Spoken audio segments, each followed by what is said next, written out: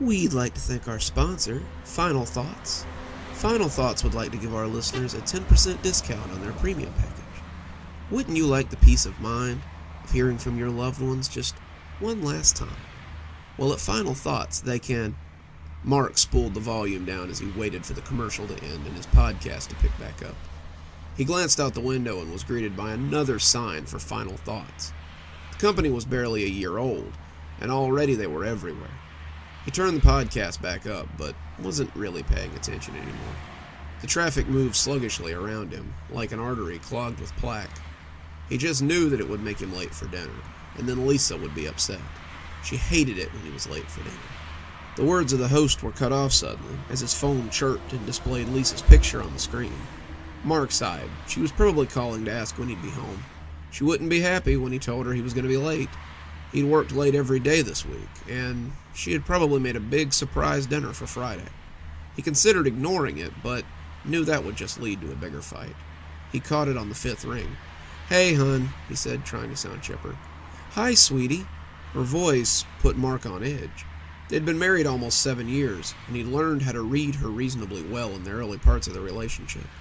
Her voice was high, unnaturally sweet, and he could already tell that something was wrong. This was the voice she used when she was upset and trying not to show it, when she had bad news but didn't want to tell it. He almost thought he could hear her holding back tears, but didn't want to say so. "Lisa, is everything okay? How was your day? Did you make any big sales?" That took Mark aback. Lisa wasn't usually interested in his work. "Yeah, I made a few big sales. Mr. Copeland said I'm likely a shoo-in for Employee of the Month." That's fantastic, dear. I'm so proud of you." When she said it, there was a slight wince at the end of the word, and Mark could still swear that she was trying not to cry. She was acting strangely. What was going on over there? As Mark sat in bumper-to-bumper traffic, he couldn't help but imagine that someone with a gun was in his house, telling his wife to call him. Maybe someone had died, Mark thought, and she was trying not to tell him until he got home. As the car ahead moved, Mark took his foot off the brake and accelerated forward enough to stop again. Just up ahead, he could see a road worker holding a sign.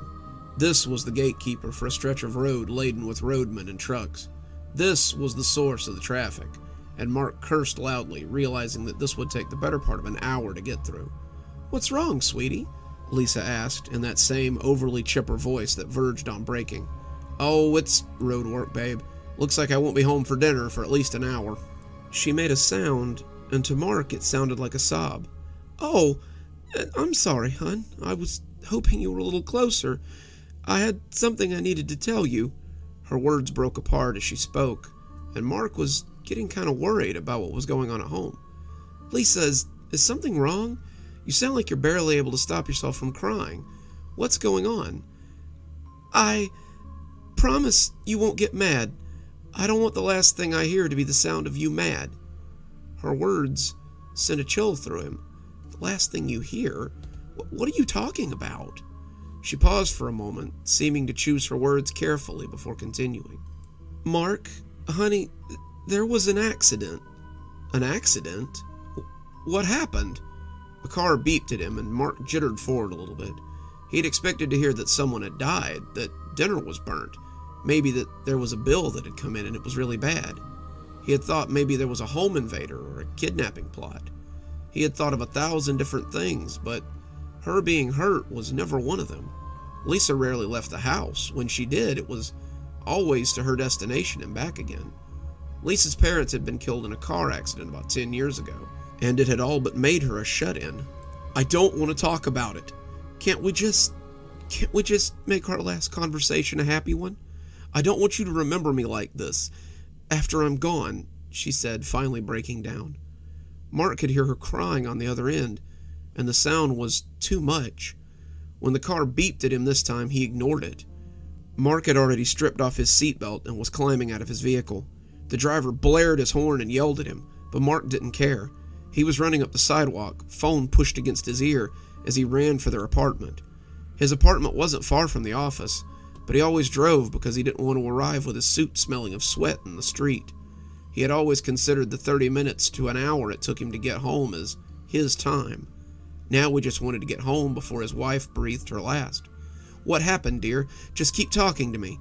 Her voice was becoming weaker, but he craved it like a starving man wants a slice of bread. I was dusting the lights. I dust them every Friday. They get so dirty during the week. I was up on a stepladder, and I guess one of the brackets snapped. I fell and hit my head on the table. I saw the blood on the floor and knew it was bad. I'm sorry, Mark. I'm such a klutz. "Don't be sorry," he said as he ran up the street. People moved out of his way or they were knocked aside. A woman fell on the curb and her angry voice followed Mark as he ran. Mark passed a policeman and the man tried to stop him. He juked around him and kept running. His apartment was only 3 blocks away and he knew he could make it. "I'm scared, Mark."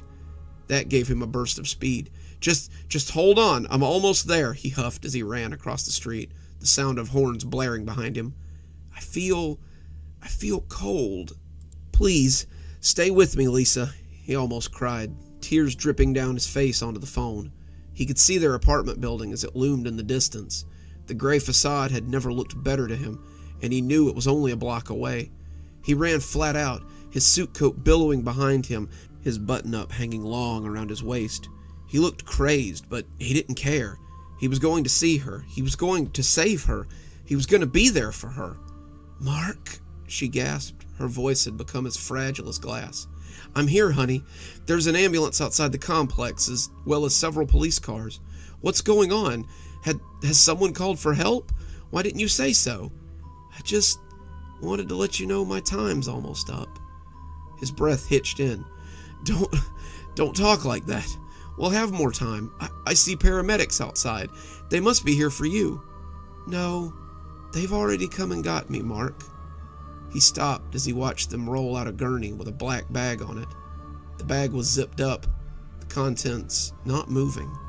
The paramedics loaded it into the back of an ambulance and closed the door. They rolled away without ever seeing Mark at all. "You're hearing my voice because I signed up for Final Thoughts. I know you don't like them, but I wanted you to have some closure if something ever happened to me. I remember how much it messed me up when my parents died, and I never got to say goodbye. I've only got about a minute left, Mark, but I want to tell you that I love you, and I'll always love you." Mark stood on the sidewalk as the cold numbness rushed over him. He was hearing her voice for the last time. She was already gone, already dead, and now he was listening to the last words she would ever say. This was grisly. It was a joke. How could they put a time limit on how long he could spend with his wife? "Mark," she whispered, her voice a thin edge of dandelion fluff. He swallowed his emotion. This was his wife's final moments. He didn't want them to be meaningless. I love you too, Lisa. I've always loved you." "Goodbye, Mark. I love you," she whispered. She sounded happy. The line went dead.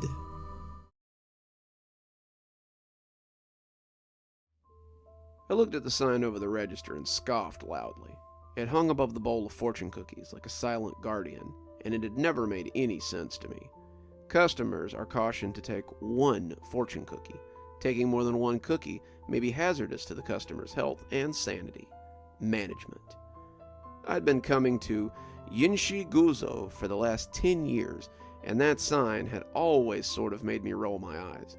The food this place made was well worth the 5-minute walk from my house, and I had never gotten sick here as I had at other Chinese restaurants. The food was great, the price was fair, and the customer service was second to none. Yinshi Guzo was a place I came to when I was depressed.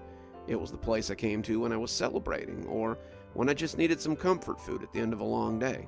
It was my all-time favorite restaurant, and I couldn't think of anywhere I'd rather eat. I had actually met my wife here 5 years ago, in fact. Her date stood her up, and I was coming in for some takeout. We both sat in the waiting area, her hoping for a table, since the place was bustling, and me just waiting for my takeout, and struck up a conversation. By the time my food came, she had asked me to stay and eat with her, and I agreed. A year later, we were married, and we've been together ever since, and coming back to Yinshi Guzo as well. I was here again on a Friday night, date night for me and Lisa, waiting for our usual, sesame chicken with pork fried rice for her, General Tso with white rice for me, and an egg roll each. It was crowded. Yinchiguzo was always crowded. As I stood before the counter, the sign irked me as I saw it again, probably because the cookies here were my all-time favorite part of the meal. The owner is a world-class pastry chef, as well as a great cook. He makes the cakes for the shop, and his fried cheesecake is to die for. I think his fortune cookies, though, are the best I've ever had. I know that some of you are going to tell me that fortune cookies aren't an authentic Asian delicacy, but this guy has embraced them at Yinchiguzo. He makes them from scratch, putting the fortunes in himself, and they're so buttery and delicious that I could eat them by the ton. He refuses to sell them, though, saying that they're only meant to be enjoyed one at a time, and I can't imagine how much money he loses making them like that. Wrapped delicately in their paper holders, they mocked me from the bowl as I stood looking. Leaning forward, I grabbed about 6 of them and popped them into my pocket. I couldn't tell you why I did it, not really, but it was something that I would come to regret. "Your order, sir," said the voice of Miss Kim as she came back. I jumped, looking guiltily as I smiled and thanked her for the food. As I turned to go, I heard her say something almost too low to hear. "Be careful with those. Remember the rules, sir." I turned back, but she had disappeared behind the curtain that separated the front from the back already. I shook it off. I must have misheard her, I thought to myself, as I took my food and left. I traversed the street, weaving between couples and clumps of people on their way downtown, as I made my way home. As I walked, I felt the cookies shuffling around in my pocket and decided to have one. I reached in and pulled out the hand-wrapped paper cover, looking at the little message scrawled on the outside. Good Fortune had been written on it, and I opened the wrapper and picked the fortune out as I ate the delicious cookie in a single bite. It was still soft and warm, and the cookie tasted fresh from the oven.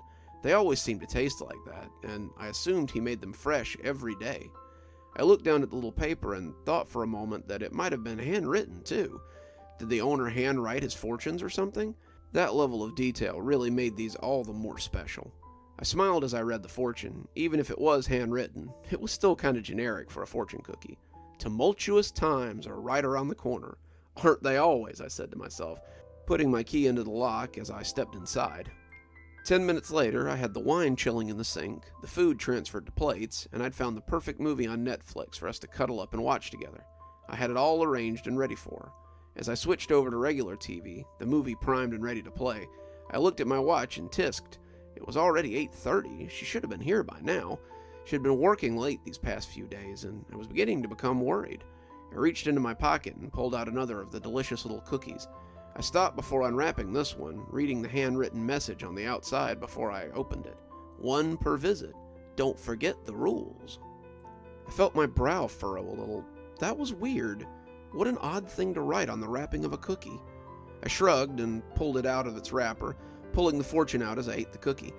This one was good, but not as good as they usually were. It was buttery, but a little dry. Tasted like a leftover from yesterday's batch. A sports center came on. I looked at the scrap of paper inside and blew air out in a little chuckle. A loved one is thinking of you. Another classic. My phone rang about that time, and I picked it up, looking at the picture displayed on the home screen. Lisa's smiling face decorated the screen, and I smiled to myself as I picked it up.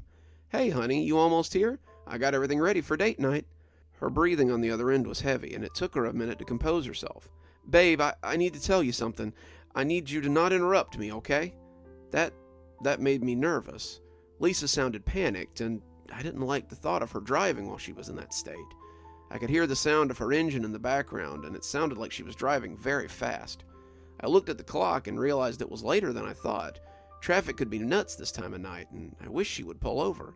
"Are you okay? You sound like you're... Just listen, and don't interrupt, okay?" "Okay," I said, hoping this would calm her down a little bit.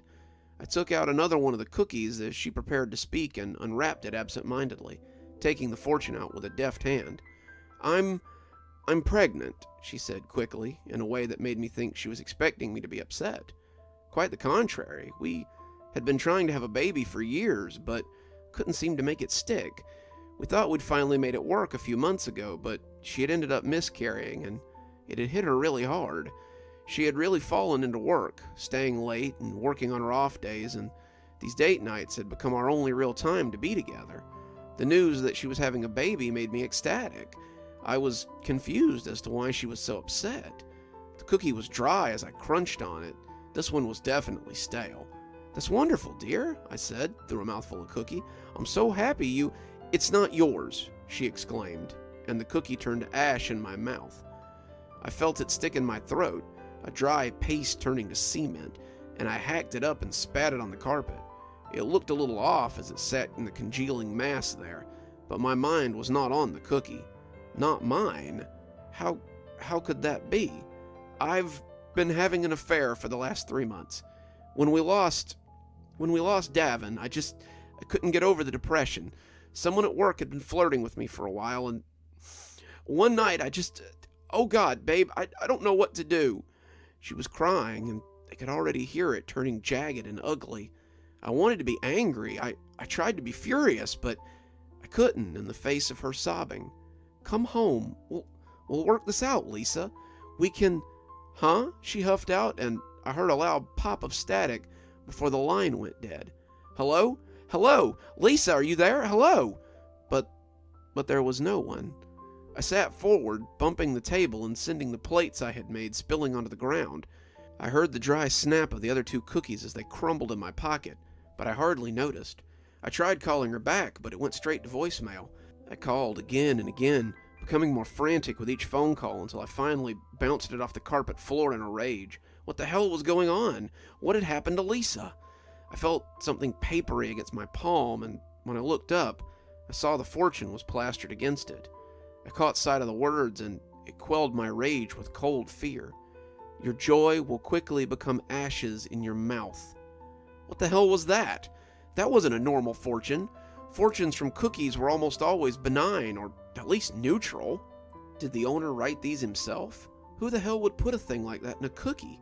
I stared at it for a few minutes before retrieving my phone and trying to call her back. The screen was cracked, but that hardly seemed to matter anymore. As my phone remained silent and hers remained unreachable, I was becoming scared. What if something had happened?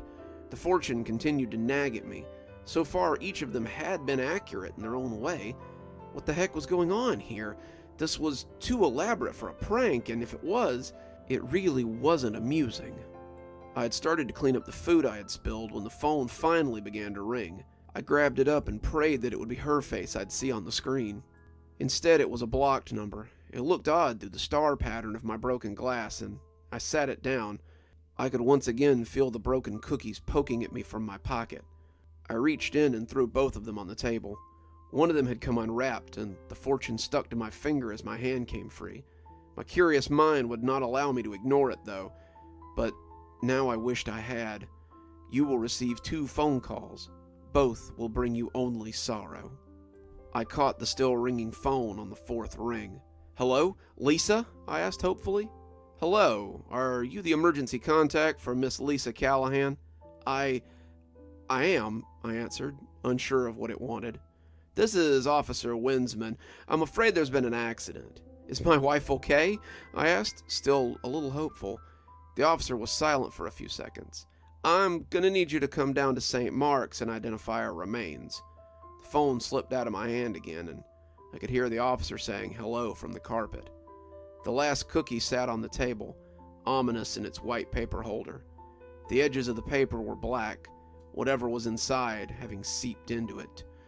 The covering bore a legend that made my breath hitch, and though I felt my hands reach to open it, I wanted nothing so much as to throw it out the window unread.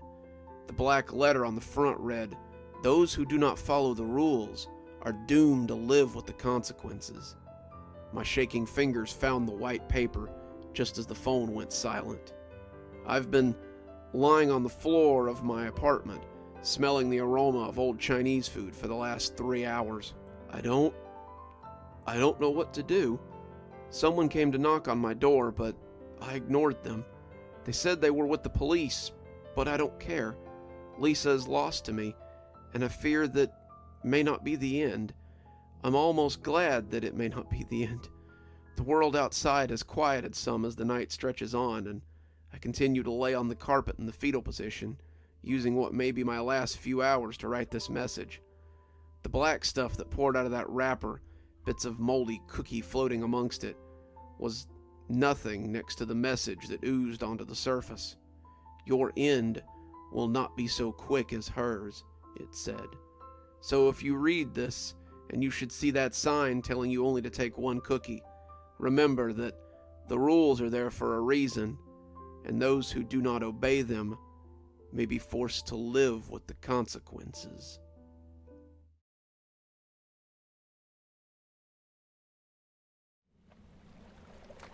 Liz couldn't really say she didn't know why she was here, but she could question why.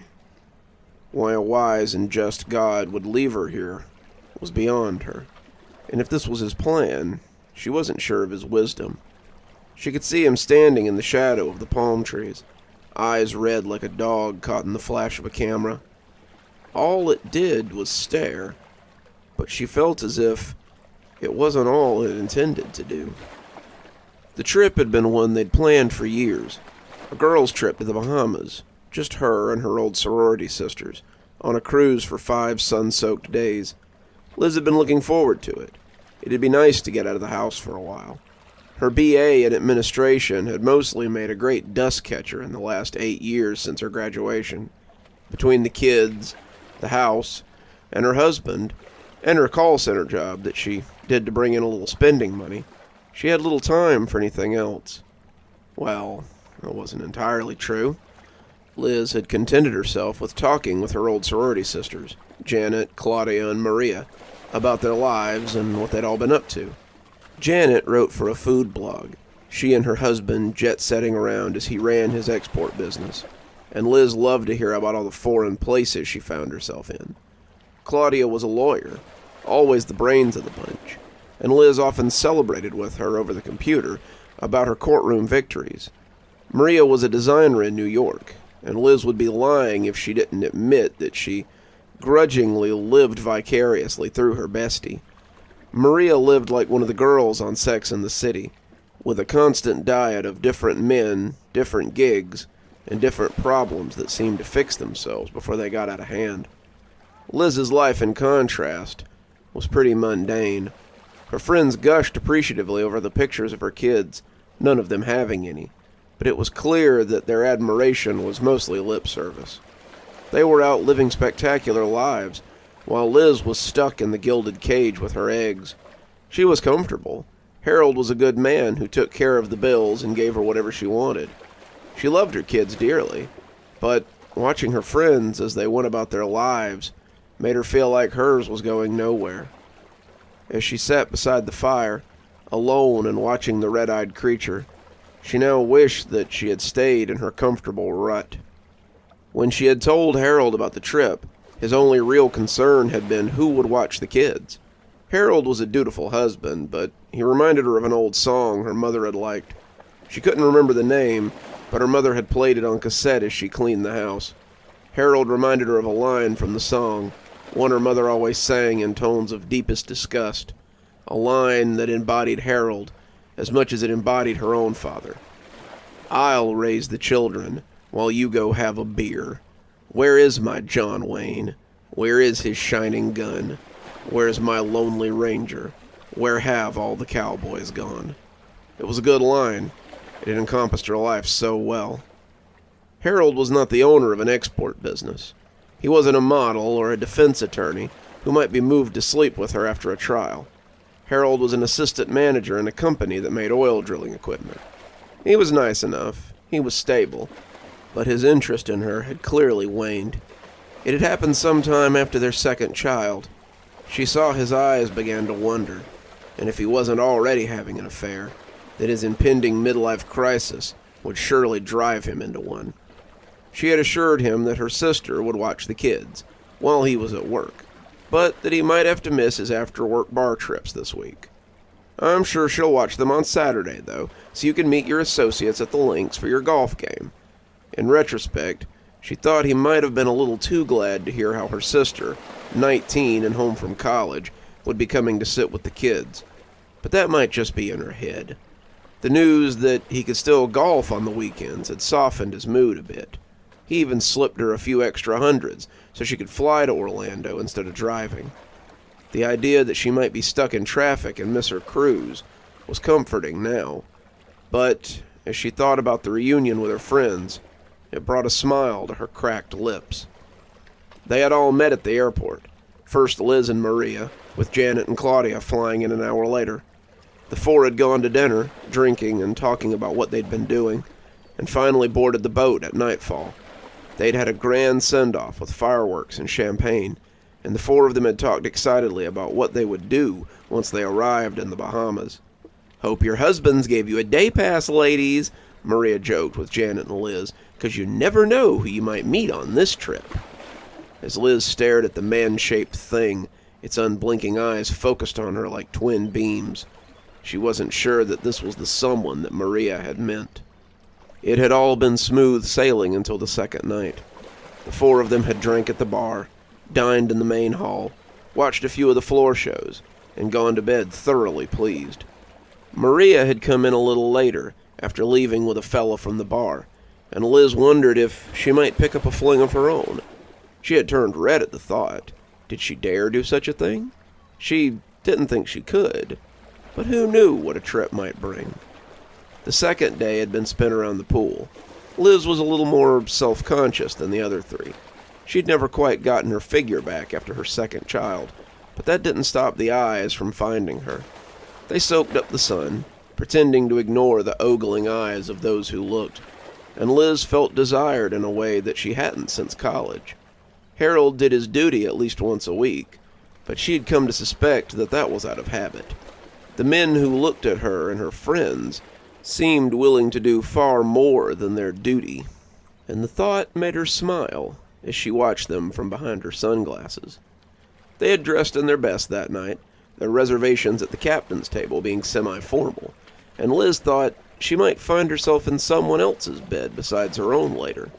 She was feeling confident in a way that she hadn't since she had met Harold, and as they laughed over drinks and appetizers, she wished the night would never end. When the ship stopped suddenly, groaning as if it had hit something, and lurching like a wild animal, she hoped she was asleep in her bunk still, her afternoon nap still ongoing. Now she knew better. As she felt her eyes getting heavy and heard the strange singing that had marked every evening after the first, she knew that the nightmare never ended. They started to evacuate soon after the sudden stop. The ship had run up against something, and it had shredded the side. Liz and her friends were shoved into a lifeboat with about a dozen others. They bobbed out into the night as the boat rode low in the water, its guts filling with the balmy island sea. Liz reflected that at least there had been enough boats for everyone, as the crewmen rowed them towards a collection of islands nearby. As Liz sat beside her friends, the adrenaline starting to ebb and the ocean rocking her amidst the warm bodies, she felt herself starting to drift off. You'd have said that such a thing was impossible, but she could hear others yawning and one particularly loud snorer behind her. She leaned her head against Maria and felt the other woman breathing heavily. It appeared Liz wasn't the only one getting tired, and as she drifted off, she thought she heard the first snatches of a song that would become very familiar. When she woke up, she found herself alone. The boat beached as the surf pushed it in and out amongst the sand of some unknown island. Liz had no idea how long she had been there, but the fact that she was alone filled her with a palpable dread. Where had everyone gone? Was she the only one left out of the 20 or so people in the boat? She got up, but immediately sat down as her sleeping legs refused to hold her. She tried to rub some of the feeling back into them, her hands as numb as her legs, and that was when she noticed the thing around her finger. It was a ring, woven from coconut fibers, and she couldn't remember seeing anything like it before. Where had it come from, and who had put it on her? It was tight on her finger, but Liz couldn't call it uncomfortable. It sat flush against her skin, and as she lifted it up to take a better look, she saw the creature for the first time. The island swam with fog, the trees and sand leading her to believe that it must be tropical. She had seen him in the mist, leaning against a palm tree as he stared at her. The two locked eyes, and she felt her skin crawl. as he stared silently. It was as if they were the only two in existence, and the longer it went on, the less human he began to look. His arms became less human as they thickened and waxed and waned. Its legs appeared to double, then triple, and its head bulged oddly before returning to its normal dimensions. It was man-shaped, but certainly no man. They stared at each other for what felt like an eternity, but when it turned its head suddenly, the spell was broken. She heard Maria calling her through the fog, and when she turned back to look, it was gone. "Glad you're finally awake," Maria said. "We got a little worried when you wouldn't wake up." How long was I out for?" Liz asked, getting shakily to her feet as the pins began to recede. "Nearly a whole day. We left 3 others out here with you. Did all you wake up at the same time?" Liz shook her head as Maria took her arm and led her up the beach through the fog. "We've been trying to make something that will get the attention of ships or planes, but the fog is so thick I'm not sure anyone will see us. The rest of us have been trying to get some shelters up, but it's hard to find materials and all this." As they came through the fog, Liz could see that there were around 15 others milling about. Men, women, even a couple of kids went about their tasks without much enthusiasm. They looked at Liz disinterestedly as she and Maria approached, and Liz saw Janet and Claudia as they turned rocks into words so a plane might see them. They both waved as they walked over to them. The rest of the day was spent raising lean-tos and setting up fire pits. She met some of the others, her fellow castaways, and they seemed to have quite a mixed bag. There was Ben and his sister Catherine, Angela and her daughter Celeste, Margot, Roger, his boyfriend Francis, Tracy, who carried around a typewriter case with a manuscript inside, Gail, Kathy, and her son Gregory. They feasted on nuts and fruit, coconuts, and some little crabs that Ben and Francis had managed to scare up around dusk, and as they ate, the group discussed what they would do tomorrow. "It might be nice to take stock of the island," Ben said. "Find out if there are any others here." "A source of fresh water might be good too," Maria put in, and Liz couldn't help but notice that she kept looking shyly at the older man as he agreed. Liz tried to keep up, but it was hard to focus on planning. It was hard to focus on anything with the pair of red eyes that stared at her from the nearby palm tree. No one else seemed to have noticed it, and the longer it stared, the more she realized that it was staring only at her. Whatever the creature was, it seemed to have eyes only for Liz, though the attention was far from flattering. Her finger itched, and Liz realized that it was the first time she had thought about the ring in a while. She wondered if it had been given to her while she slept. Why not just take her too, if it had gotten that close? As the others began to get comfortable, Liz watched the creature in the fog as it stood its lonely vigil, which was why she was still awake when the singing began. Liz didn't know where it came from or whether it had anything to do with the mysterious voyeur, but she blinked a little too long and found the red eyes had gone when she was awake. She sat blinking, the sounds of snoring vibrating around her. The night was suddenly split by a heavy baritone. It rolled across the sleeping people, hitting Liz like the warm steam off a cup of tea. As she watched, a few of her fellow survivors staggered up, getting to their feet and walking towards the jungle. They moved like sleepwalkers, their legs taking them shakily into the fog. In the dark, Liz wasn't certain who it had been, but in the morning, there were 2 less than there had been the day before. She hadn't slept that night, but as the sun came up and turned the fog into a blanket of diamonds, she pretended to. The last thing she wanted was to answer questions about missing people. No one seemed to notice at first, but by noon the disappearance of 2 people was hard to ignore. "Any idea where Roger and Francis are?" Catherine asked, looking around like she might have just missed them. "Off doing God knows what, I'm sure," Ben muttered, drawing some dark looks from a few of the others.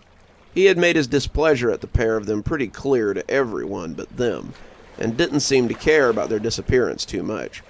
A couple of people talked about going to look for them, but it was finally decided that if they had gone off on their own, then they would either come back or they wouldn't. People went about their day, some looking for food, others trying to find planes or boats to hail. As the day spun out, Liz wondered if she should tell someone what she had seen the night before. She hadn't told anyone about the man-shaped thing in the jungle, and if it was the same thing taking people, maybe they needed to know. Her thoughts chased her throughout the day, but as the sun set and the fire cast sparks into the night sky, Liz found herself awake and searching for the creature. She hadn't had far to look. It had been there since dusk, just watching her as she sat by the fire. The fog was still a thick pea soup, and the image within it swelled and distorted as she kept an eye on it. Her head dipped and jittered as she tried to stay awake, but when the singing began tonight, it was like a sweet lullaby. She saw 3 shapes rise around her, the fire turning them into silhouettes against the sparks, and as they stumbled away from the dancing flame, she tried to call out to them, to raise some kind of an alarm. She was fading away as the deep, resonant voice drowned her amidst the crashing waves of the beach, however, and soon she found herself asleep. The camp awoke to find they were 10 now, and Liz discovered that one of the shades had been Claudia. Another had been Angela's daughter, and she was beside herself with grief. "Has anyone seen Celeste? She was right here next to me when I fell asleep last night." "We should go look for them," Maria suggested, looking pleadingly at Liz and Janet as she tried to move the others to go with her. Most didn't seem keen on going off into the mist to hunt for people who'd disappeared, especially if there was something out there taking them. Liz found it impossible not to be moved by Maria's words, though, and Janet seemed to feel the same. Claudia was their friend, and Celeste was just a child. The thought of them lost and scared in a strange place made Liz's heart ache, and the 3 assured Angela that they would try their best to find her daughter. She thanked them tearfully. The disappearance had left her in a state of grief so deep that she could do little but sit and rock as she cried. In the end, the 3 set out to search for those who had disappeared, and the others watched them leave, with not much expectation that they would see them again. The foliage smooshed wetly underfoot as they searched, the fog a constant blanket around them. The palms gave way to thin pines and wispy spruces that seemed to grow small, round nuts. The ground was far too wet to see much. Any footprints that might have existed were obliterated by the soupy ground, and as the 3 women searched the jungle, they found no trace of the missing people. Liz was no tracker, but in the movies there were always signs left behind when someone went missing in the woods. Fabric left on a tree, hair hanging from a branch, maybe a swatch of blood smeared across the bark. But there was none of that here. It was as if the island had swallowed them up, leaving nothing behind to mark their passage from life to death. The whole time, Liz felt like she was being followed. She glanced fitfully around as she looked for the man-shaped thing. She caught the odd glance of something, some vague shape amidst the mist, but it was impossible to tell if it was her voyeur or not. She felt pursued, this thing dogging her heels wherever she went, and she began to wonder if it was the thing that had summoned them to the island. Were they all just lunch for this creature? A game of cat and mouse to break up the monotony of its existence? When the sun began to set, they were forced to head back to camp empty-handed and heavy-hearted. Angela was inconsolable. The group came together for her, but their eyes were more often than not on the jungle. The fires were stoked, and as people began to get comfortable for sleep, Liz found herself too tired to join them. She had collapsed after they'd returned from the search, exhausted from all that walking, and her sleep had been heavy and dreamless. That night, Liz finally got to meet her mysterious watcher, and it likely saved them from another loss. It was late when she jerked awake, unsure how long she'd been asleep. The fire was burning low now, the ashes flickering into the sky as the logs crumbled beneath the assault of the heat. Liz thought at first that the waves had woken her up, but as she glanced into the gathering shadow, she could see those red eyes as they bore into her. They were closer now, maybe 15 feet away, but Liz was finding it harder and harder to be terrified of her mysterious watcher. The longer she sat looking at those red eyes, the more curious Liz found herself. "Hello?" she asked, keeping her voice low so as not to wake anyone up. The red eyes blinked, unsure, but when a voice answered her, it was very different from the deep baritone she'd heard singing at night. "Hello," it answered, its voice unsure as its features remained unknowable from behind the thick fog. Do you live here?" Liz asked, feeling foolish almost at once. It had been here since before they got here. Of course it lived here. "Yes, for most of my life, I think." The two talked for a bit, Liz becoming more comfortable the longer it didn't simply leap on her and gobble her up.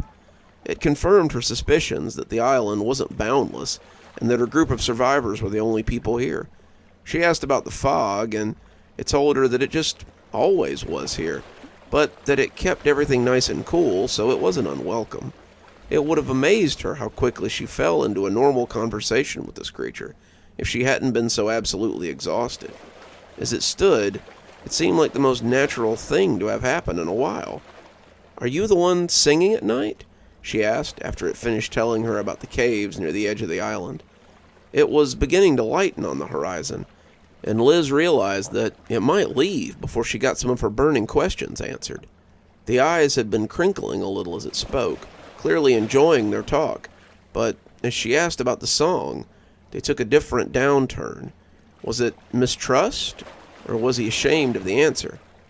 "Yes, that's me," he answered, clearly hesitant.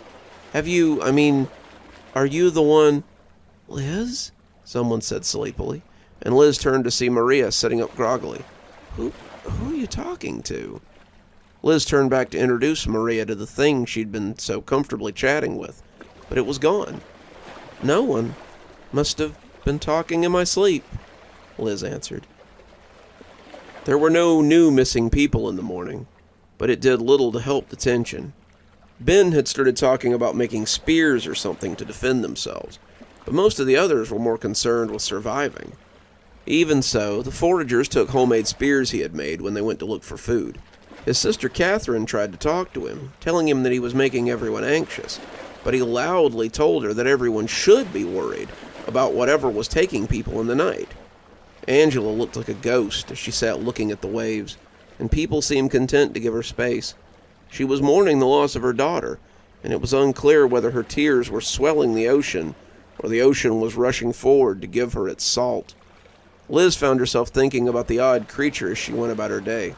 It hadn't been like she had expected, and she found herself wondering if it had really been the one taking people. She still hadn't told anyone about it, and most of the others would have assumed that she was going crazy. The thought of those red eyes creeping up to talk to her in the night would have scared some of them and made others think that she was losing it. Worse yet, she suspected that Ben would stay up and try to fight it if she told him, so she kept her mysterious new friend to herself. For the next week, she would stay up after the fire burned low and meet with it. She didn't hear the singing on those nights, and the red eyes seemed more than happy to come back night after night so they could learn more about her. Whatever it was, it seemed very interested in Liz and the life she had lived on the mainland. They talked about boats and cars and television, the food she used to eat, the people she'd known, her family, anything else the creature could think of. Liz would find herself watching him as his body did strange things, thickening and shriveling, multiplying and dividing, and the longer she watched it, the less afraid she became. The longer they talked, the less substantial it seemed to become, and that worried her. Liz found that she was afraid of losing it, the thing that made her feel almost normal. The mist seemed to clutch at it, making its features even less recognizable, and it added a level of unreality to it. It made it seem as if it were fading away. "Can I tell you a secret?"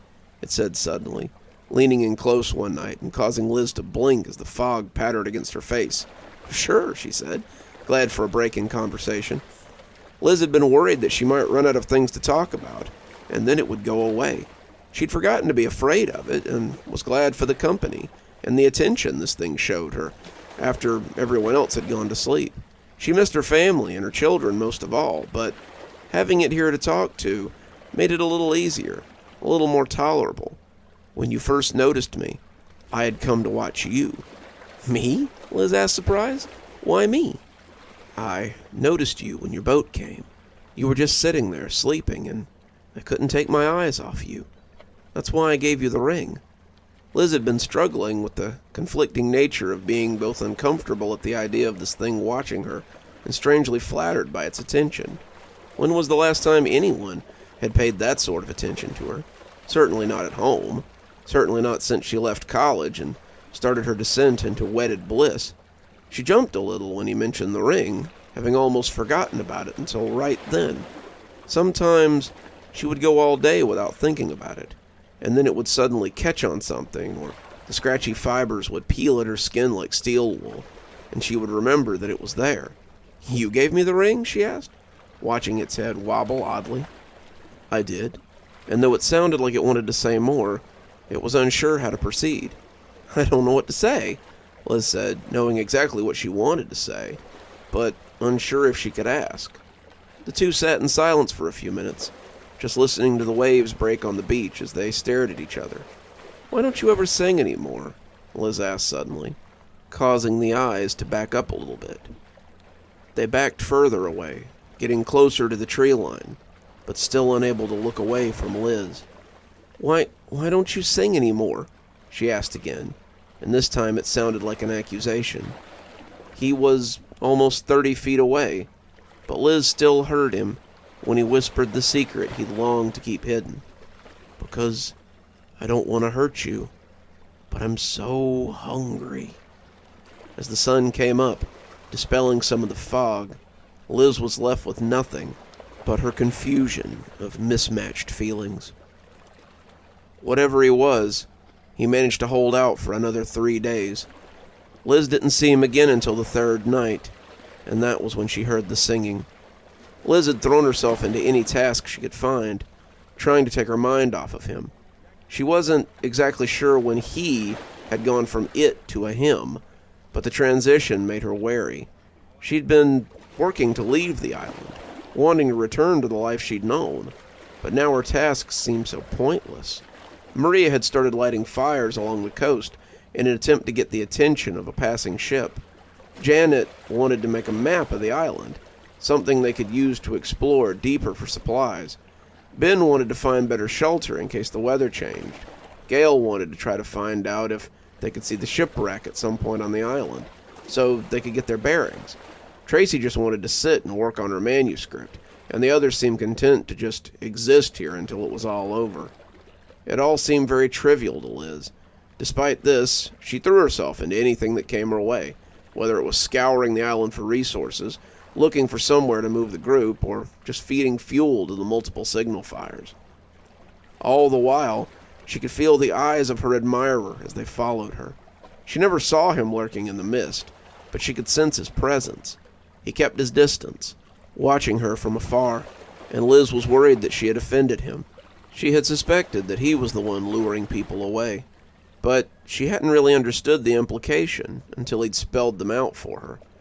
They would never find their fellow survivors, no matter how much they searched, and it was strange to feel so attached to someone who saw you as food. Angela had disappeared on the second day, but Liz doubted that her new friend had anything to do with it. Angela had done little else but weep for 2 days, the sea drinking her tears greedily. She wouldn't eat or drink, wouldn't come to camp no matter what the time, and when they woke up to find her stretch of beach had gone empty, Liz assumed that she had just wandered out into the sea. It might have been the kindest thing for her, but Ben had other ideas. With only 9 of them, Ben and Gail were now carrying clubs and accompanied anyone who left the camp to forage.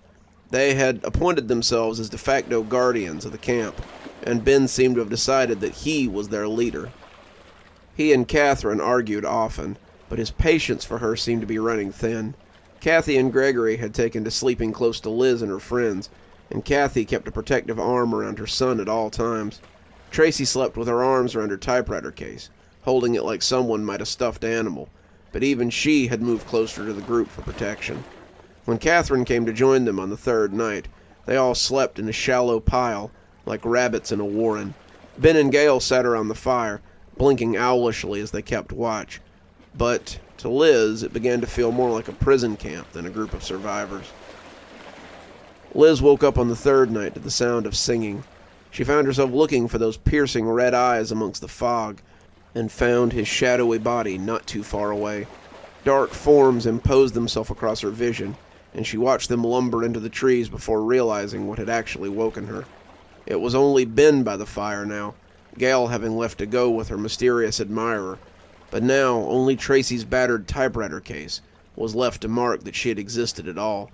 Some of the others were beginning to squirm, but instead of lingering, the music began to fade almost at once, making a couple of them jerk quietly as they sat down.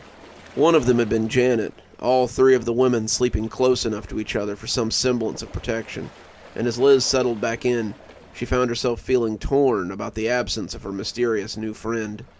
Ben was upset the next day, enraged by the loss of Gail, and the others stuck close to camp that day. A light rain had blown in, and they seemed content to fix the boat tarp they had taken off the lifeboat to keep the worst of the rain off the fire.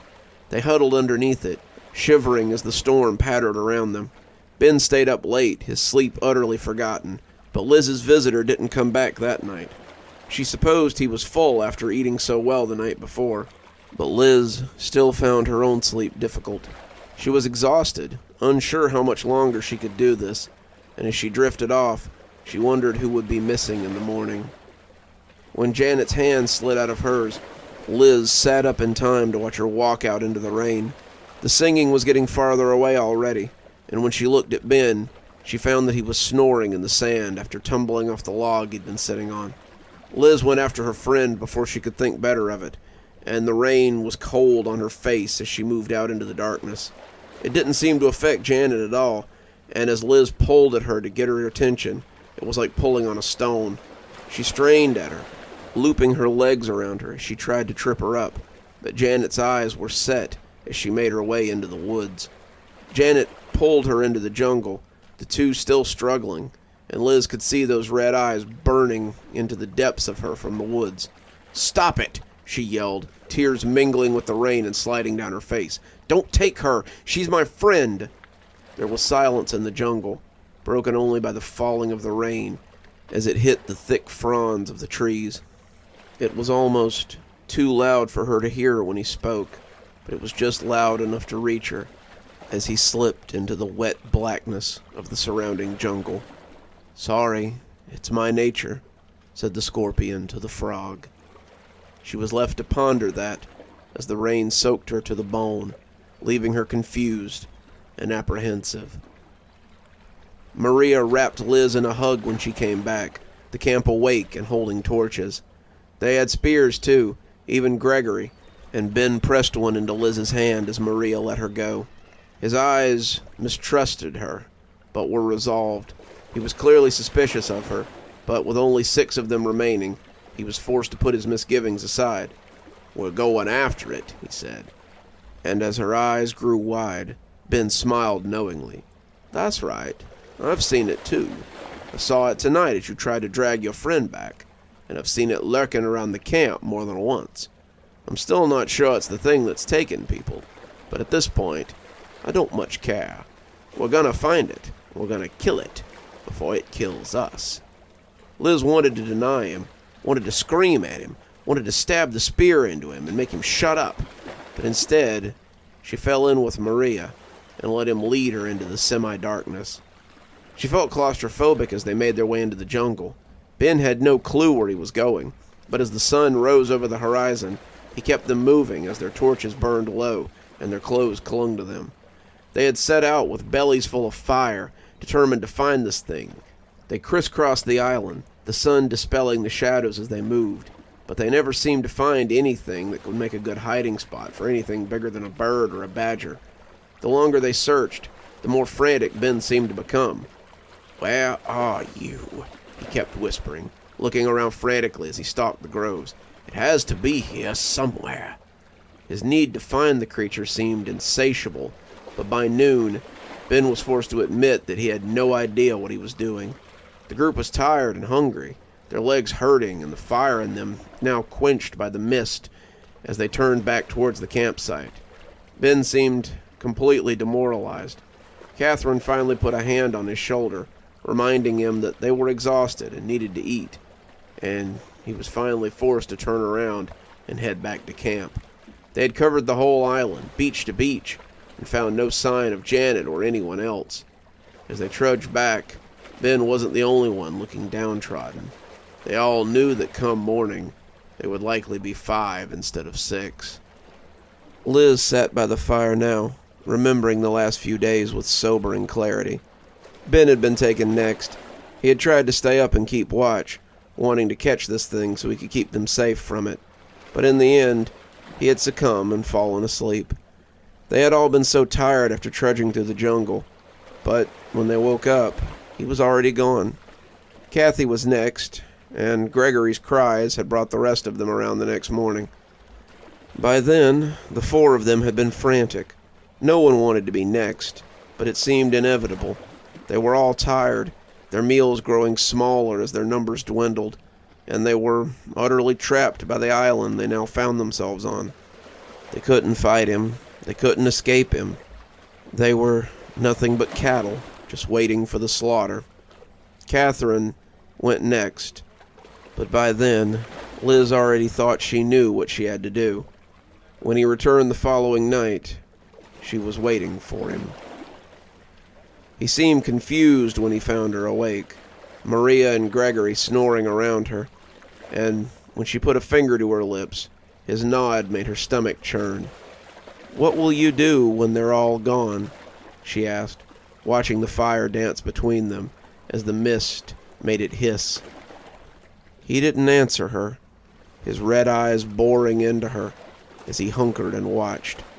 "You seem to be saving me for last. Do you hate me so much that you'd make me watch the people I care about disappear before it's my turn?" "Never," he blurted, and she shushed him as Gregory stirred. "I would never torture you like that. It's only that I can't bring myself to hurt you. I need to eat to survive, but I hate that it must come at the expense of you." They pondered this for a moment, the fire hissing and spitting like an angry cat. "What if I went with you now? Would you let these 2 go and take me?" He was silent, but his nod was all the answer she needed. "Lift the mist and let them go, and I'll go with you." He seemed startled. I can't promise your safety. It's hard for me to control my hunger, as you've seen. I'm not sure I could forgive myself if I hurt you. I'm sure you'll have no trouble calling more boats here, just like you did to ours, right?" The eyes looked away sheepishly, but he didn't bother to deny it. "How did you know?" "I guessed. Just like I guessed that this ring might be stopping your song from calling me away at night. Right?" He nodded again. "It won't protect you, though, if I decided to just gobble you up one day when I got hungry." "It's a chance I'll have to take," she said, getting up and walking towards him. The red eyes widened, but as she walked into the mist that surrounded him, the cold membrane encompassed her and accepted her. Liz felt conflicted as she watched the boat leave with Maria and Gregory. The sound of the deep whistle had brought the 2 around as the sun rode high in the morning, and Maria had called her name for quite a while before leaving with the boy. The ship had seen the messages on the beach, seen the smoke from their fires, and Liz had been afraid that Maria wouldn't go for a minute. As the boat grew smaller and smaller on the horizon, a part of Liz wished she was on it. Another part had already accepted that this was her new home, as certain as she was that she belonged with the man whose strange hand now clutched at hers. As strange as it sounded, this had been the trip she wanted. Her old life seemed so dull now. Harold and her children had already started to fade as she stood beside this strange creature. As she turned to look at him, she wondered if she would become like him one day. Maybe he had been like her once, before being discovered by something like him. Maybe he had left a life like hers behind, sacrificing everything because it felt right. Regardless, this was her home now, and as she turned to look at him, she felt complete in a way that she had never felt before.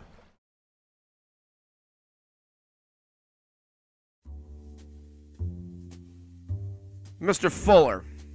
The tall man looked up through the curtain of greasy black bangs, and his face was equal parts good-natured annoyance and unshakable certainty. Detective Cutter liked the annoyance. Annoyed men could become angry, and angry men could make mistakes. But the certainty was going to make this exchange difficult. A man who was certain was a man who would play the game to win, and Detective Cutter was just as certain that this man was guilty. "Do you know why you're here?" Cutter asked, and he put the box down between them as he stood leaning over Fuller. He could not have done this if Fuller was standing.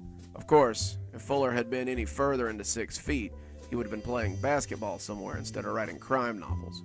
Cutter was all of 5 feet, and only because his red Irish curls put him over the limit.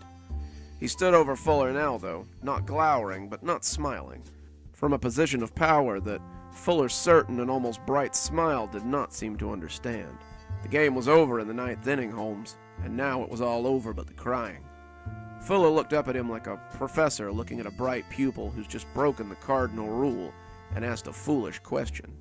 "Don't you know?" he asked in a deep, cultured voice that made Cutter want to start slapping him.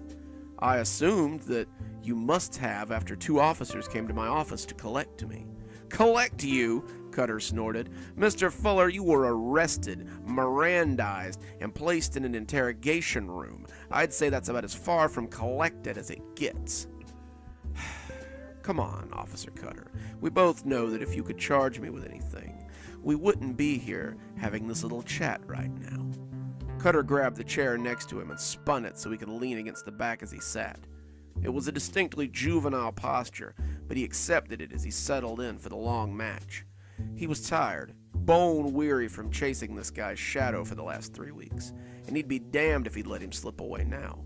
Marcus Fuller was going to answer for these murders if he had to sit here all week, and Cutter was settling in for the long run. "My captain likes you for this. Hell, I like you for this, and we have solid evidence that if you didn't pull the trigger yourself, then you know who did." Fuller just rolled his eyes. "And why would I want to commit murder? I'm a very successful writer with 2 Sunday Times bestseller noir awards. I live very comfortably, and I could easily retire from writing after my next book and maintain that comfort for the rest of my life. Why would I jeopardize that by killing prostitutes and thugs?" "Let's talk about that prostitute, shall we?" Cutter said as he reached into the box and took a thick manila envelope out. He flipped it open onto 2 pictures of a pretty brunette in her early 40s.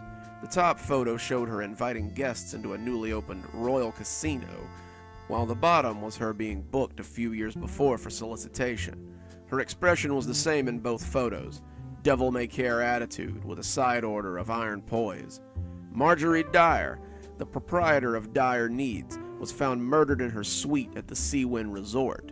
He flipped the page, and behind it were several shots of a glassy-eyed Marjorie, who was no longer poised or so devil-may-care. She lay naked across a hotel bed, with a long, angry cut from one ear to the other, and a thick collar of blood clotting around the wound, making it hard to see. Hotel staff received a noise complaint about 11, and hotel security found her that way at 11:30. He had hoped the grisly scene would shock Fuller. He had hoped for revulsion, hoped Fuller would turn green or be sick in the wastebasket, or even that he would appear excited by the photos and tip his hand in front of the detective. Instead, he studied them for a moment and then looked back at Cutter expectantly. "Very graphic, Officer Cutter. What does this have to do with me?" Detective Cutter reached into the box as he spoke. "The murder scene of Marjorie Dyer is nearly the same as the killing of Catherine Hoff in your book Hunter City." He removed a dog-eared paperback from the box, and Fuller didn't seem at all surprised to see it.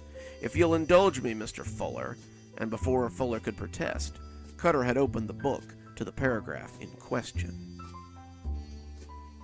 "Hold her, Jack. I'm about to send Regis a message." As the switchblade came to life, Kat began to struggle between Jack and Anthony. Her tears made black pools of her mascara, and when Hunter lifted her chin to look her in the eye, she had long tracks down either side of her face.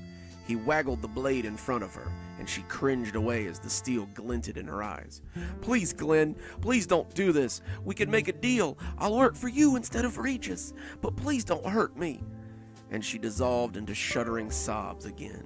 She stopped when Hunter pressed the edge against her throat. It's nothing personal, Cat. It's just business. She sighed like a split seam as the knife parted her flesh and her blood poured across the swell of her modest breasts. When Hunter's gentleman released her, she fell back onto the bed with a kind of boneless grace. Hunter only spared her a final glance before he strode into the hall and left her alone in his makeshift abattoir. Fuller indulged him as he read, and when Cutter finished, he only sat expectantly.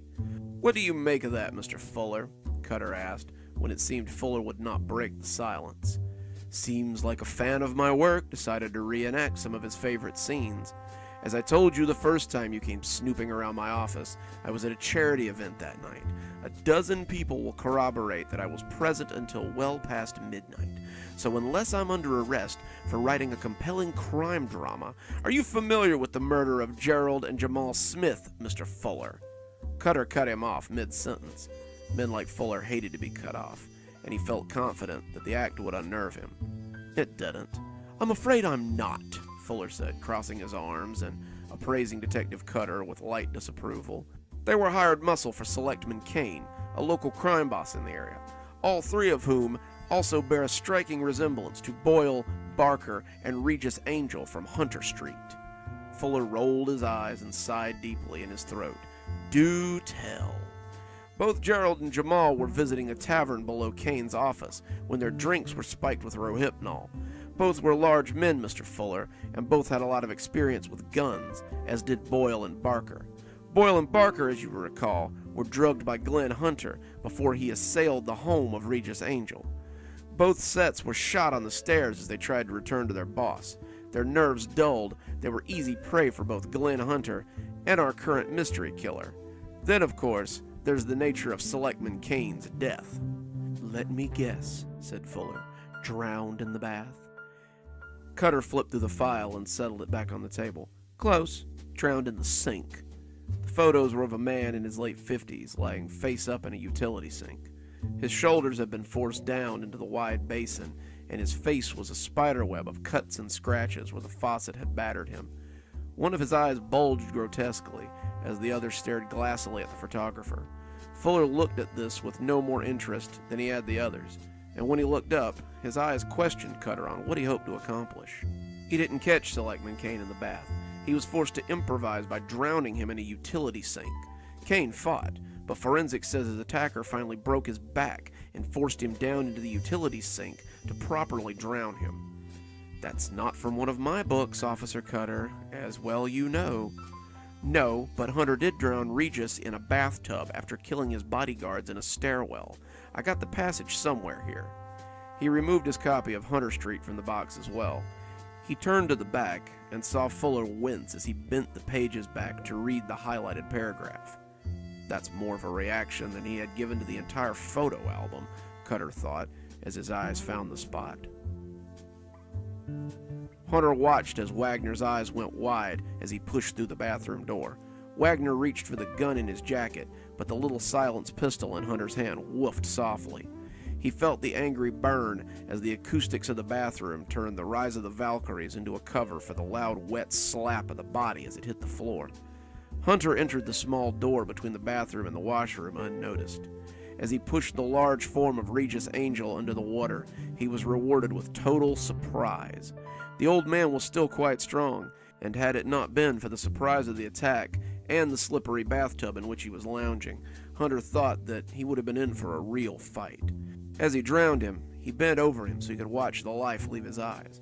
If you watch a powerful man draw his last breath, some of his spirit will be transferred to you, boy. His grandfather had told him this 1,000 times if he told him once. As the struggling stopped and the great shadow of Regis Angel left the world, however, Hunter felt little save the deep sense of satisfaction and a staggering sense of loss. "You're reaching, Detective," Fuller scoffed, but Cutter noticed the change in title, and it seemed a victory, if a small one. "He was drowned on his back, Mr. Fuller, which leads us to believe his attacker wanted to watch him die." "Which supports the theory of a copycat," Fuller barked, pushing up from his seat to glower at Cutter. "Just because you beat this dead horse over and over again, Detective, does not mean it's going to give you anything but—" "Your third book was a bit of a disappointment," Wouldn't you say, Mr. Fuller? That shut him right up. He stopped mid-sentence and goggled at Cutter, as if he couldn't believe what he'd just heard. If Fuller wanted to play the copycat game, Cutter was ready to drop his final bit of damning evidence. He was more than happy to let Fuller back himself into the corner first, though. Fuller blew out a long breath. I don't see how that's relevant at all to your case. A dozen rewrites, not well received by the fans, and the reception at the ending was bad enough that you had to write a fourth book and turn the Hunter trilogy into a Hunter quartet. That had to sting a little, wouldn't you say? That was a decision I made on my own, he snapped, but Cutter didn't care. He had this guy, and he knew it. The first two pieces were only appetizers, and after he served up the main course, he'd be more than happy to give this guy his just desserts. Well, the most recent murder was very reminiscent of another scene from your book. Oh, please do tell. Someone kill a big stupid brute on the street with a machine gun? Poison a congressman? Maybe slit a whore up the... Cutter threw down an open folder and watched the pompous prick deflate like an old balloon. We had to request the manuscript from his secretary when we found out you had written a fourth novel. She was so distraught that she sent it over immediately.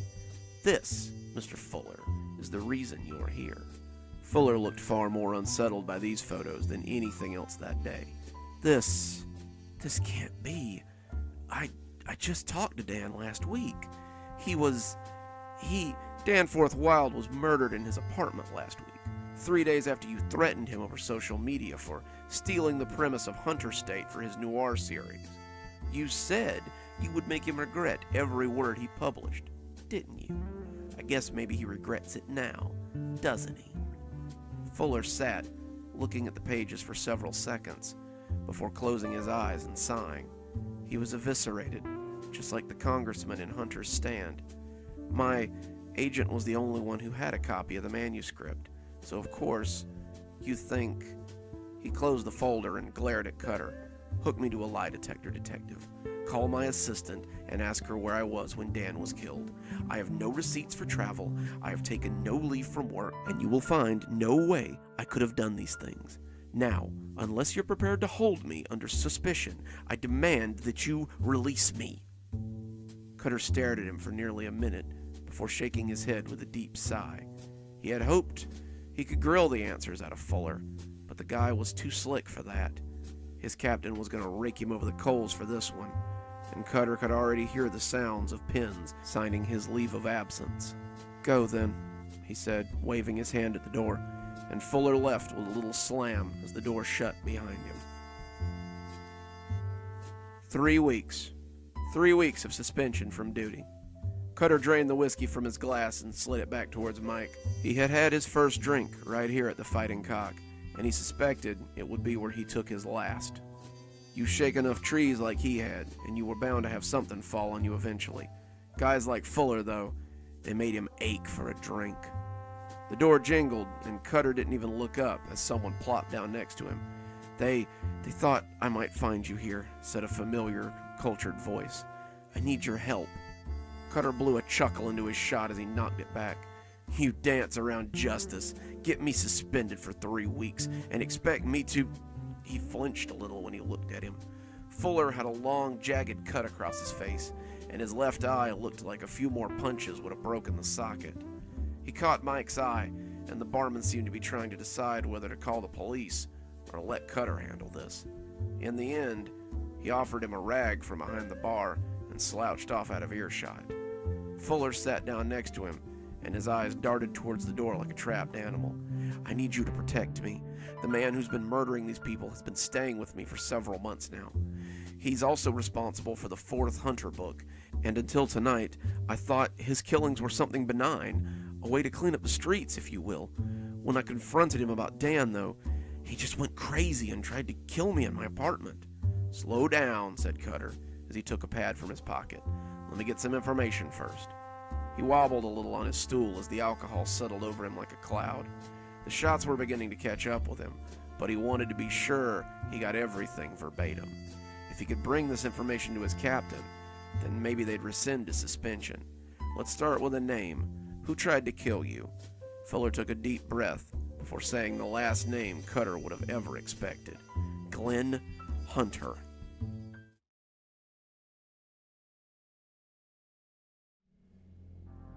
I've been taking care of my grandma lately.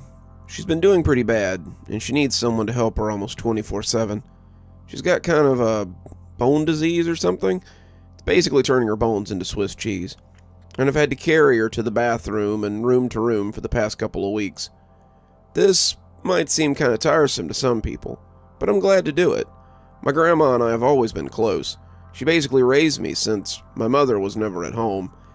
If I can give back to her now, I consider it fair. She's been alone since I was in high school, and those 10 years have been the happiest I've ever seen her. She and Grandpa had been married for decades, 50 years before Grandpa just left, but they never seemed to get along. When I was young, Grandma would always come over and stay the night instead of having me come over there. Grandpa never came to our house. He mostly stayed close to home or went to work, but the few times I interacted with him, he seemed kind of off. Even as a kid, I didn't think he looked right. That might sound a little mean, but over time, he got paler and less coherent. He would mumble to himself with odd whispery things while he was watching TV. Grandma usually kept him in the bedroom with the TV on and the lights off.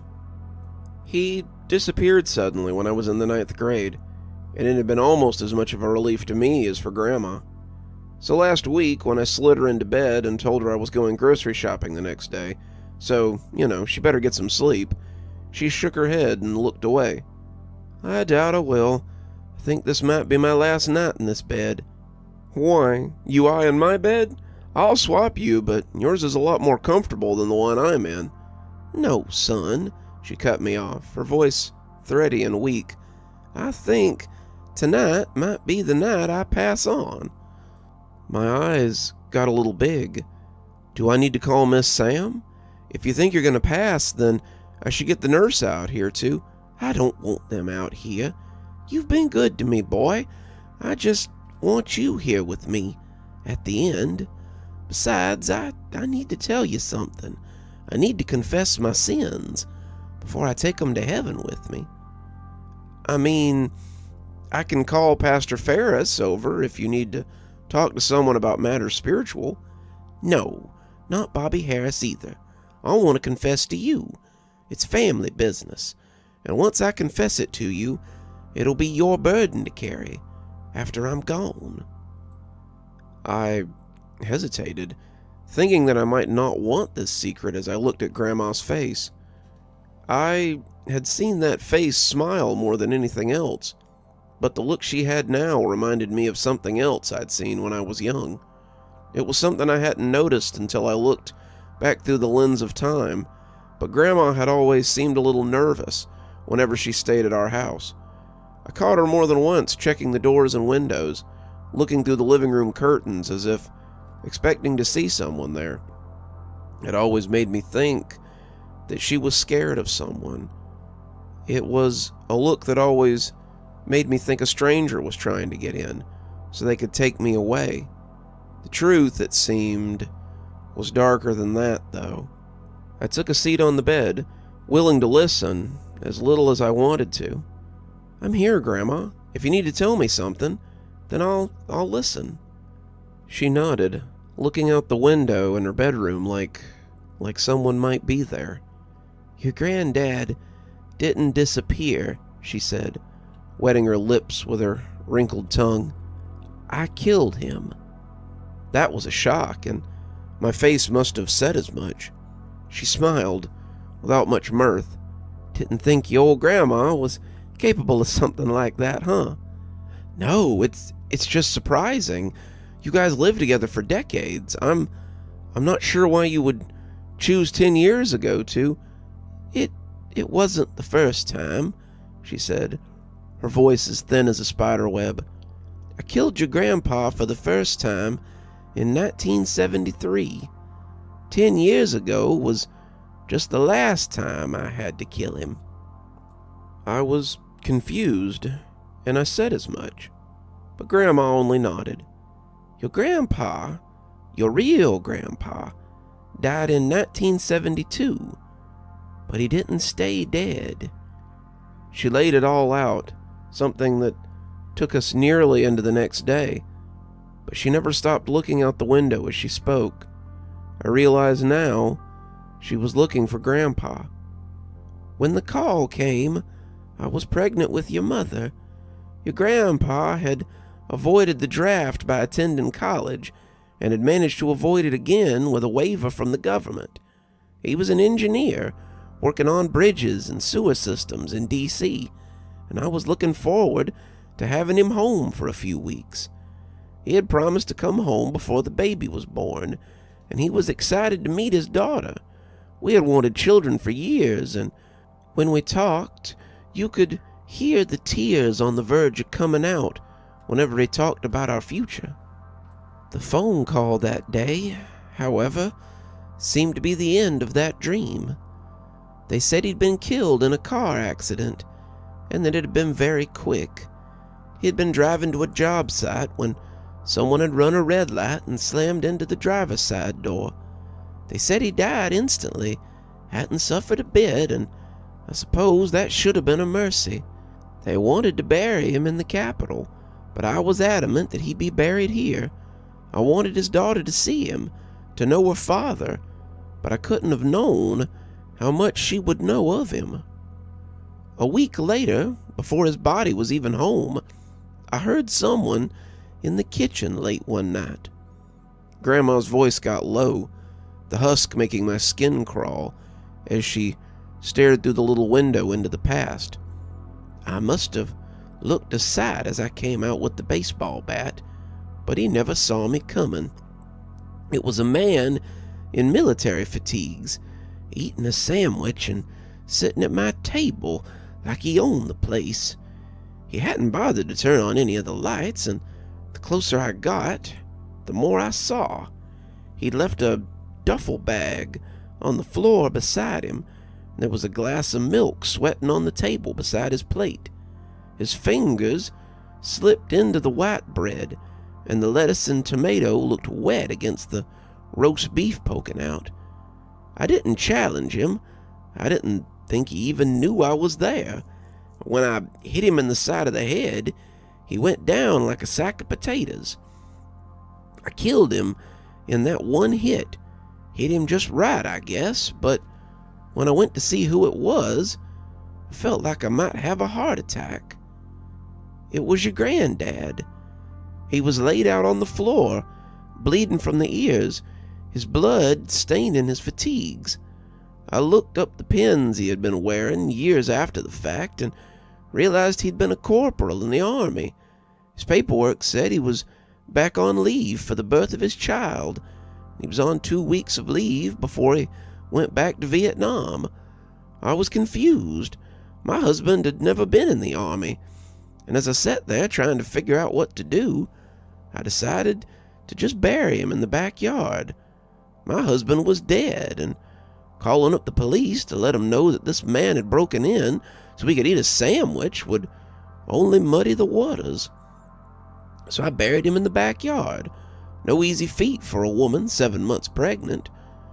3 days later, I was sitting in the living room folding laundry, just trying to get back to normal, when I heard a key in the front door. I heard someone coming in, set the bag down on the end table, and then I heard the last voice I ever expected to hear again.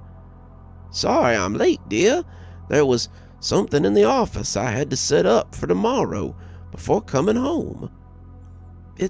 It was your grandpa, dressed in a crisp white button-up and pressed suit pants. His tie was blue and white, something I'd never seen before, and it looked expensive.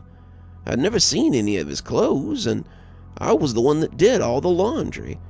He spread his arms wide, waiting for a hug, but I couldn't move. I'd killed him. I'd killed him 3 nights ago. I watched him die, and as I backed away from him, I saw his face twist in confusion. It was painful, a look that hurt my heart. "What's wrong? You look like you've seen a ghost." "It's me. It's Wendell. your loving man. I was against the door frame, hyperventilating, clutching my stomach as your mother kicked inside me. She could sense my fear, feel my uncertainty, and she was responding in kind. He took a step towards me, and I curled into a ball as I tried to protect myself from whatever he meant to do. I expected him to try to attack me, to turn into a vengeful spirit and come after me, but instead he just wrapped his arms around me and hugged me close. "What's wrong, darling? Are you okay? Talk to me." It sounded just like him, and when I wrapped my arms around him, I realized it felt just like him too. The smell of his aftershave, the rasp of his 5 o'clock shadow on my cheek, the way his hair smelled like Seltzer blue. It was all things that let me know it was him. When he hugged me to him, I gasped as I felt the lump on his inner arm where a birth defect had left a bone poking slightly out. It was him. It was your granddad, and I just leaned into him and sobbed as he helped me to my feet and took me to the bedroom. I checked the back of his head later that night when he slept, but there wasn't a mark or anything to lead me to believe that he had been the one I'd clobbered a few nights ago. I lived with that version of your grandpa for 6 months. He worked as a manager at a paper company, his degree in business instead of engineering, and he made a comfortable living for us. If I needed a reminder of the old times, however, I only had to look at the graduation photo hanging in the hallway. It was me and your grandpa in his cap and gown, and me in my best dress, smiling as his mom snapped a photo. I caught him looking at the picture sometimes, trying to rationalize it, before finally moving away to do whatever he'd been heading out to do. He was there for the birth of your mother, and I settled into a life of maternal bliss after that. Your grandfather was much the same as he'd always been, trading talk of bridges for talk of stocks and paper sales, but he was still the same man he'd always been. He loved your mother and me dearly. We never wanted for anything, but after a while, I suspected that something was off about him. It started with the sleep talking. He would mumble ceaselessly from the time his eyes closed till the time they opened again. Your grandfather had always been a prolific snorer, ever since he was little, as his mother liked to say, but now he never seemed to breathe at all when he slept.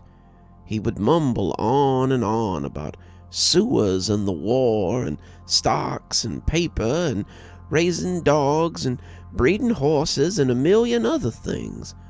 Between your mother's nightly feedings and your grandfather's ceaseless muttering, I had become ragged. I couldn't sleep with all that yammering, and no matter where I slept, it always seemed to find me. I tolerated it until one night when I heard something familiar. I came awake to the sound of someone chewing and mumbling. Where are they? Chew, chew, chew. I can't believe I had to make my own food. It's not enough that I chew, chew, chew, went and fought them for her, but now I have to make my own sandwich. I had been sleeping on the couch, trying to get some sleep away from the muttering, and as I crept up the hall, listening to him mumble, and even the squeak of the door didn't arouse him from his nightmare. She couldn't even bother to wait for me, chew, chew, chew. Just because my bus was a little late, I'm a war hero, a soldier, and she can't even chew, chew. But he paused then, before gasping harshly. Ah, my head! What the hell is that? It's Maggie. Oh God, she's killed me. She's killed me. She's bashed my head in with a bat. I'm dead on the floor, dead right by my kitchen table. My blood's going everywhere. She's killed me. The pillow was over his face before I could stop myself. I was just so ragged, so mentally fried that I knew he would tattle on me. He'd wake up and tell the police, and they'd find the body, and he'd be here alone with your mother, and who knew what would happen then? He wasn't her father, couldn't be her father, and he might hurt her or kill her or... She looked back at me, and I could see her eyes swimming with tears. He only struggled a little, and then I had another body to bury. She was quiet for a moment, her eyes returning to the window, before continuing again. The next one was a car salesman, but he was less like your grandfather than the one before. I read something about how if you photocopy a photocopy, the quality degrades until it's almost unrecognizable. That's how this was. The next one sounded less like your grandfather than that, was paler than him, and seemed to get lost sometimes. I lived with this one for 2 years until he suddenly wandered into traffic outside our house. I told the police that this one was a cousin of my late husband, and that was why he looked so similar. The one after that bred horses, and when one of them threw him, I buried him at the edge of the range where he worked and went home expecting to find another one. I was becoming pretty good at losing husbands by then, and when the next one showed up, I hit him with a frying pan and left him in the backyard with the others. By the time your mother came home from school, there was a new one in the living room, reading the paper. Over the years, I'm ashamed to say I've experimented on how durable they are. I pushed one off the roof after asking him to fix something for me. He broke his neck, and I added him to the growing mass grave in my backyard. I poisoned one over the course of a year until he finally dropped dead one morning over his oatmeal. I pushed one off a mountain during a hike, only to return to the hotel and find a new one there waiting for us. The copies became paler and less coherent. Their voices became softer and less substantial. It got to the point that he couldn't hold a job. His mind was like a dementia patient, and I would look up sometimes and find him watching me through the window of wherever I was. Your mother had moved out of the house by then. A retirement check from somewhere showed up in the mailbox from a company that manufactured pipes. The money was good, the money kept us afloat, but I was tired of living with this pale ghost. Then, about 8 years ago, he walked out of the house one morning and never came back. In many ways, it was a blessing. I had become responsible for him. I had to take care of him and lead him around like a child. Suddenly, I was responsible for just me again. I kept cashing those checks until they stopped coming about a year ago, and I kept waiting for the day when he'd come back. I almost dreaded it because it would mean that he had died, and a new pale copy would take his place again. Grandma turned away from the window, locking eyes with me as the night slid by outside. Now it's your secret. It's your secret and your burden. The bodies in the back are still there.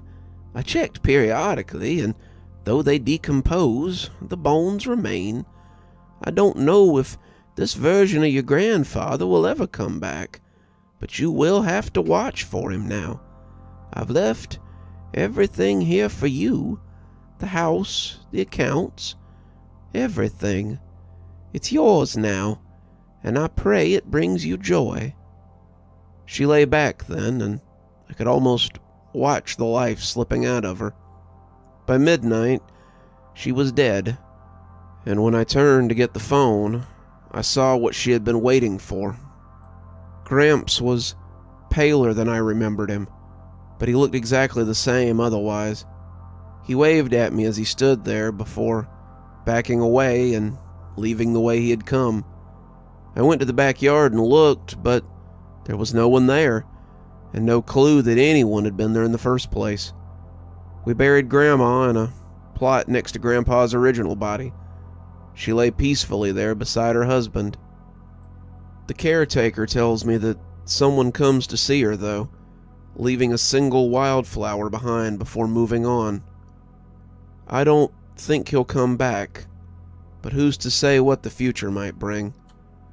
In the meantime, I called the police to let them know about all the bodies in the backyard. The sheriff came and exhumed them, asking all kinds of questions that he didn't seem to believe the answers to. He had them tested, and to his surprise, all of them came back a match for my grandfather. Dental records, DNA, hair samples, it all comes back a match, and they were all left scratching their heads. They couldn't really charge my grandmother with anything.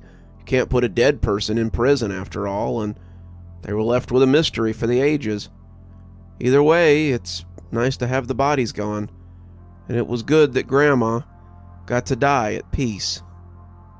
As for Grandpa, I guess I'll just have to wait for the day when a new one shows up. Hopefully, I won't have a body of my own to bury when he does.